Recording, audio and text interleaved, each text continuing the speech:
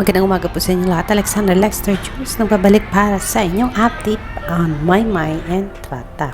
Maymay and Trata nagbigay po ng update today. Siguro feel niya na magbigay ng update about herself. Kaya ito ang ipinost ni Maymay and Trata. Nag-post siya ng mga bata na nagsasayaw. Siguro nasa ensayo si Maymay. Assuming na naman tayo mga kaibigan. Wala naman kasing video.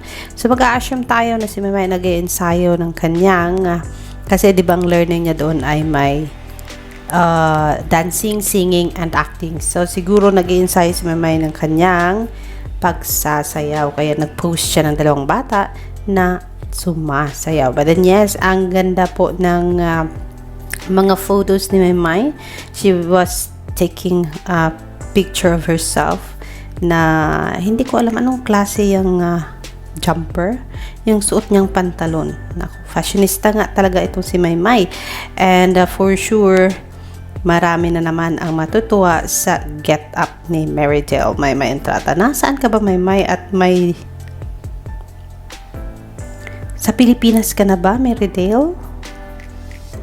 I'm not sure. Pero kumakain siya ng street food. May street food din kaya dun sa Canada? Charot! Sana nakauwi na si Maymay sa Pilipinas and sana she'll give us more update soon na yan. Kasi nakakamiss po ikaw, Marydel. Kaya sana ay bigyan mo kami ng update sa kung anong ginagawa mo. Alexander Lexter Jules, yan ang ating update. See you later.